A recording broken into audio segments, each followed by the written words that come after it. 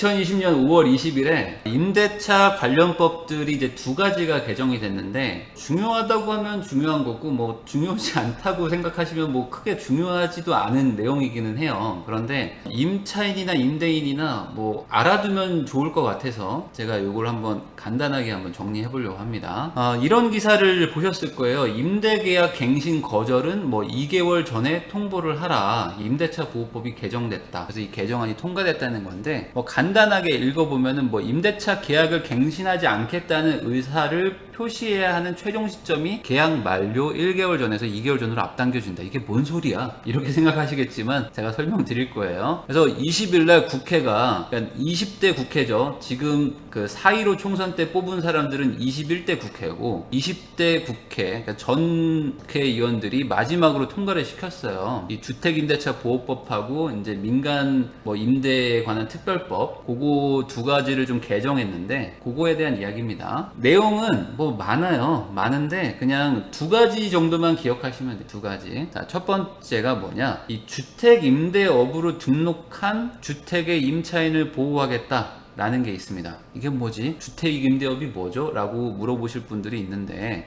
구청, 뭐 시청이나 구청에 주택임대업으로 등록을 하면은 뭐 세금 관련해서 혜택을 좀 줍니다. 우리나라는. 대신에 의무도 있는데, 가장 큰 게 뭐 4년 동안 의무로 임대를 해라, 뭐 8년 동안 의무적으로 임대를 해라, 뭐 이런 게 있어요. 그런 걸 이제 주택임대업자라고 하는데, 단기임대업, 장기임대업 뭐 이렇게 부릅니다. 장기임대업자는 준공공임대사업자 뭐 이렇게도 부르고요. 그런데 이 4년 8년은 뭐냐면, 이 4년 안에는 팔면 안 된다는 거예요. 그리고 팔면은 과태료와 뭐 가산세 같은 게 막 부과가 되죠. 그러니까 너는 오랫동안 세입자한테 빌려줄 목적으로 이 집을 투자한 거기 때문에 내가 이 임대차 시장에 전 월세를 네 돈을 빌려서 공급을 하는 거니까 내가 너한테 일부 혜택을 줄게 라는 겁니다. 그러니까 정부가 민간인들한테 돈을 빌려다가 사실상 약간 임대업을 해주고 있는 거죠. 복지 차원에서. 그래서 세제 혜택이 있는 거예요. 그런데 정부도 이 임차인들한테 어느 정도 좀 복지 목적으로 이런 거를 하는 거다 보니까 임대인한테도 혜택을 주지만, 임대인들이 임차인들을 못 살게 굴 수도 있잖아요. 막 돈 막 올려버리고. 그래서 이득을 취하려고 할 수도 있으니까 정부가 일정 부분 제한을 두는데,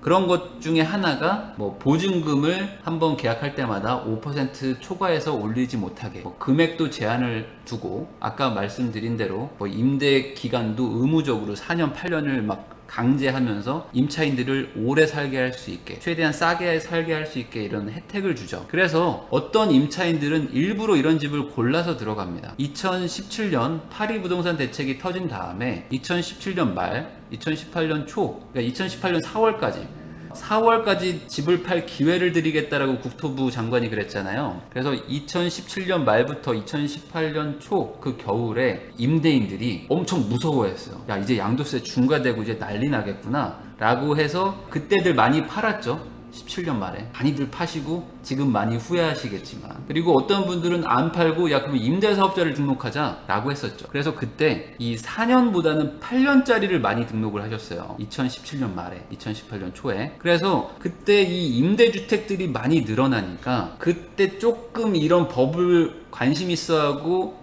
알고 있던 사람들은 본인이 임차인으로 들어갈 때 일부러 주택임대업을 등록한 집에만 들어갔어요. 왜냐면 거기 들어가 버리면 이제 막 임대업을 등록했으니까 8년 동안 의무 보유를 해야 되잖아요. 그리고 8년 동안 의무 임대를 해야 되고, 그러니까 지금 들어가 버리면 내가 여기서 8년을 살겠구나, 그리고 계약할 때마다 5% 이상 못 올릴 거니까 여기 눌러 앉아 있어야겠다 라고 생각하고 전략적으로 들어간 분들도 많았죠. 말씀드린 대로 계약당 5% 이하로 임대료 증액이 제한됩니다. 뭐 정확하게는 뭐 1년에 한 번씩도 올릴 수 있는데, 우리나라 뭐 그 관례상 뭐 2년에 5% 정도로 보통 진행이 되죠. 자, 그런데 문제가 있어요. 뭐냐, 주인이 주택임대업으로 등록했는지 안 했는지를 확인하기가 어려워요. 그래서 중개사한테 물어보는 경우도 있습니다. 중개사가 그 주인한테 거꾸로 막 물어봐주고, 그러면은 주인이 저 등록했는데요 안 했는데요 뭐 이런 식으로 얘기를 합니다. 그러면 그냥 단순히 주인의 말만 듣고 이게 주택임대업으로 등록된 거구나 라고 생각하고 들어가기는 조금 찜찜하잖아요. 그래서 뭐 어떤 중개사들은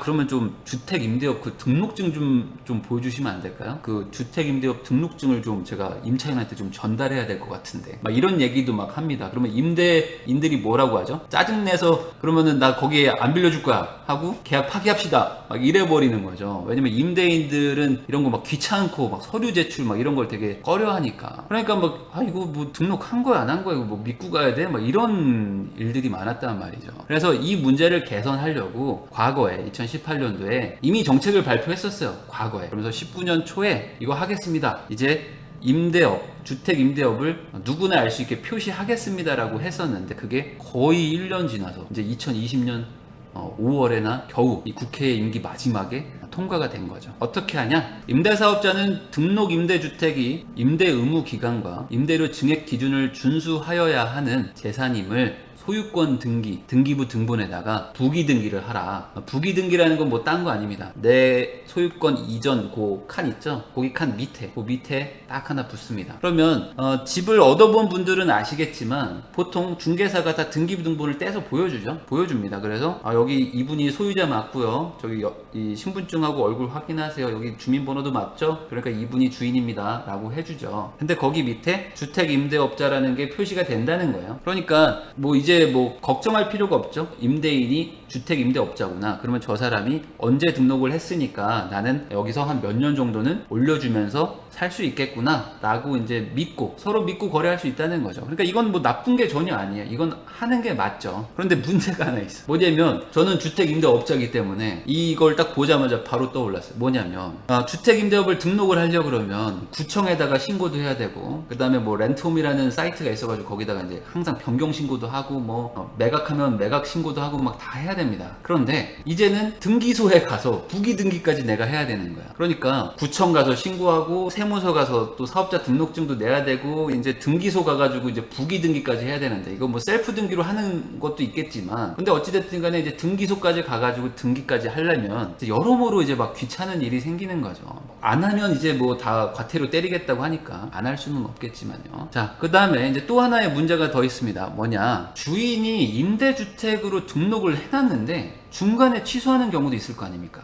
왜냐면 주택임대업이라는 건 의무 보유가 있긴 하지만 취소를 못하는 건 아닙니다. 대신에 그동안에 뭐 어떤 혜택 같은 거를 다 뱉어내고 가산세도 내고 하면서 과태료도 뭐 3천만 원 내고 해지를 할 수는 있어요. 어쨌든 뭐 해지를 했는데 나는 이 집이 주택임대업으로 등록된 집인 줄 알고 계속 살면 임차인한테 피해를 줄 수가 있으니까 이걸 어떻게 해결할까 해서 이 문제를 개선한다. 어떻게? 뭐 내용이 이렇게 있는데요. 그냥 쉽게 생각하시면 돼요. 주택 임대업으로 등록한 이후에 체결한 임대차 계약이 있는 경우에는 만약에 해지할 때 임차인의 동의를 받도록 한다 이겁니다. 뭐 기한 제한이 있고 뭐 이런데 이건 어차피 여러분들이 아실 필요는 없고 그냥 임대업을 해지할 때는 임차인의 동의를 얻게 되는구나. 그러면 임차인들이 이 집이 이제 더 이상 주택 임대업 물건이 아니군요 라는 거를 알게 된다. 뭐 이 정도만 알고 계시면 될 것 같아요. 그래서 임차인을 보호하는 뭐 제도죠. 그러니까 뭐 이거 두 개는 임대인 입장에서는 상당히 귀찮거나 뭐 좀 뭐 과거에는 없었던 거니까 좀 껄끄러울 수는 있는데 뭐 이거는 하는 게 맞다고 봅니다. 저도 임차인들 입장에서는 이 섣불리 물어보기도 뭐하고 그 다음에 뭐 피해를 볼 수도 있는 거니까. 자, 요렇게 큰 꼭지 하나가 있었고요.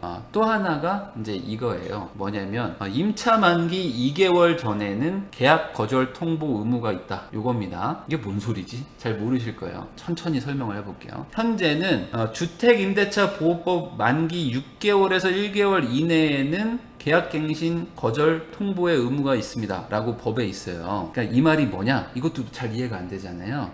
이렇게 생각하시면 돼요. 내가 만약에 나가고 싶어요. 전세가 2년이 만기가 다 차고 난 나갈 거예요. 그러면은 한 달 전에만 통보를 했으면 돼요. 한 달 전에. 제가 6월 달에 나가는데 오늘이 뭐 4월 말이다 이거예요. 그러면 집주인한테 저 6월 뭐 1일에 나갈게요. 그러니까 저 뭐 계약 안 합니다. 재계약 안 합니다. 이렇게 통보를 할 수 있다는 거예요. 그리고 반대로 임대인도 한 달 전에만 통보를 하면 돼요. 그런데 잘 한번 생각해 보세요. 제가 임대인이에요. 근데 우리 임차인한테 만기 31일 딱 전이에요. 근데 그때 이 임차인은 난 더 살려고 생각도 하고 있었어. 근데 제가 임대인이니까 저 계약 더 안 할 겁니다. 재계약 안 할 거니까 나가세요 라고 이렇게 말을 해버린다는 거예요. 그러면 임차인 입장에서는 나 재계약할 생각도 있었는데 한 달 안에 나가야 되는 거잖아요. 그러니까 우리가 다 집을 얻어본 분들은 아실 텐데 한 달 만에 집 구하는 게 이게 쉽습니까? 안 되죠. 이삿짐 센터 예약하기도 힘듭니다. 한 달은. 그러니까 이게 실제 어떤 그 생활과 법이 맞지가 않았다. 그래서 어떤 이 임차인의 빙의가 되는 분들은 야 저런 나쁜 임대인들 저 31일 전 32일 전에 통보해주고 무조건 나가라고? 안 나가면은 뭐 월세 청구하겠다고? 뭐 명도 소송하겠다고? 뭐 이러는 나쁜 임대인들이 있겠구나라고 생각해서 분노하실 수도 있는데, 저도 다주택자로 거의 지금 한 10년 가까이 이렇게 임대업을 하면서 나쁜 임차인들도 정말 많이 만났거든요. 절대 세상에는 나쁜 임대인만 있지 않습니다. 나쁜 임차인들도 엄청나게 많아요. 이런 분들도 있어요. 뭐냐, 전혀 연락이 안 돼. 그러니까 어떻게 재계약 하실 거예요? 안 하실 거예요? 저 답 좀 주세요. 그러는데 임차인이 연락이 안 돼. 전화도 안 받아, 문자도 뭐 전화번호가 만약에 없어지는 경우도 있고, 그냥 연락 두절이야. 찾아가면은 뭐 사람이 사는 건지 안 사는 건지도 모르겠어. 이런 사람들도 있습니다. 그러다가 딱 한 31일 전에, 한 달 전이니까 저 나갈 거예요. 그러니까 제 계약 만료 일자 있죠? 그날 돈 무조건 주세요. 돈 무조건 주세요. 저 돈 안 주면은 저 막 고소합니다. 막 이런 식으로 하는 사람도 있습니다. 그래서 1개월 전에 결정하는 건 양측 모두에게 사실 부당한 거예요. 왜냐면 임차인이 나가겠다고 하니까 그래요? 그럼 제가 다른 세입자 구해가지고 맞추면서 이렇게 돈 빼드릴게요. 무슨 소리예요? 저는 한 달 뒤에 무조건 돈 받을 거예요. 그러니까 돈 무조건 준비해 놓으세요. 이런 식으로 하는 사람도 있단 말이죠. 그러니까 이 한 달 전에만 통보하면 된다는 거는 현실적으로 어려운 게 있죠. 그래서 이거를 6개월이나 2개월 내 통보로 변경했다는 거예요. 그러니까 이 앞에 6개월은 무시하시고요. 이제 계약을 갱신할 거든지 거절할 거든지 재계약을 할 건지 그런 거를 2개월 전에는 통보를 하라. 그래야 양측 모두 시간을 좀 갖고 돈도 좀 준비하고 다른 세입자도 맞추고 이렇게 할 수 있다, 이겁니다. 그러니까 이거는 잘 바꾼 거죠. 예를 들어 드릴게요. 저는 7월 31일이 만기거든요. 그런데 제가 언제까지 여기 더 살지 나갈지 여부를 통보해 줘야 되나요? 라는 거를 궁금해 하시는 분들이 있을 테니까, 그러면 5월 30일 전에 집주인이나 임차인이나 서로 의사를 표시를 하셔야 돼요. 그럼 의사 표시는 뭘로 하냐? 전화, 문자, 내용 증명 뭐 이런 걸로 표시를 하시면 되는데, 뭐 제일 좋은 게 문자겠죠. 왜냐면 가능하면 이제 증거를 서로 남겨놔야 되니까 전화를 했을 때는 뭐 녹음을 해놓으시면 좋겠죠. 왜냐면 녹음을 안 해놓으면 통화는 했지만 저한테 그런 얘기 한 적이 없던데요, 뭐 그렇게 잡아뗄 수가 있으니까 문자로 남기는 게 사실 좋습니다. 그러면 이렇게 생각하시는 분들도 있을 겁니다. 그러면 그 2개월 전에 통보를 안 하면 어떻게 되는 겁니까? 이 법에 있습니다. 계약 거절이나 갱신이나 뭐 어떠한 의사 표시를 서로 안 하면, 양측이 서로 안 했다면은 계약은 기존 조건으로 자동 연장된다고 봅니다. 그러니까 임차인 입장에서 내가 여기에 계속 더 살 생각이 있다 그러면 임대인이 나한테 2달 전에는 어떻게 뭐 나가실 거예요? 아니면 뭐 더 저는 올려받고 싶은데 더 올려주실 거예요? 이런 거를 통보를 해야 돼요. 근데 그게 2개월이 만약에 더 안 되게 촉박하게 만약에 했다, 그러면은 나는 이거는 법에 위배되는 거 아닙니까? 그러니까 저는 기존 조건으로 그냥 그대로 2년 더 살겠습니다 라고 말을 할 수가 있다. 이걸 묵시적 갱신이라고 합니다. 반대로 임차인이 저 나갈 거예요 라고 통보를 안 했다, 2개월 안에 통보 안 했다면 임대인 입장에서는 너는 자동으로 연장된 거니까 그날 돈 안 빼줄 거야 라고 얘기해도 된다, 이겁니다. 물론 임대차 보호법에는 임차인을 보호하는 조항이 하나가 더 있어서 2년 동안 못 빼주는 건 아니고 그 다음에 나가고 싶다고 하면은 3개월 안에 또 빼줘야 되는 조항이 있는데 오늘은 뭐 그걸 다루진 않겠습니다. 자, 그래서 임대인이나 임차인이나 뭐 재계약 의사가 있든지 뭐 내보낼 의사가 있든지 뭐 증액을 할 의사가 있든지 뭐 하여간에 어떤 뭐 변화가 있다면 안전하게 한 3개월 전에는 문자를 보내놓으세요. 안녕하세요 임차인님, 저는 임대인인데 뭐 이번에 시세가 올라가지고 어떻게 재계약을 할 생각이 있으신지 뭐 연락드렸습니다 라고 문자를 보내놓으면 된다. 그런데 이 개정안은 언제부터 적용돼요? 이게 중요하겠죠. 이 법 개정안에 이제 써 있는데 이 법은 공포 후 6개월이 지난 다음에 시행을 합니다.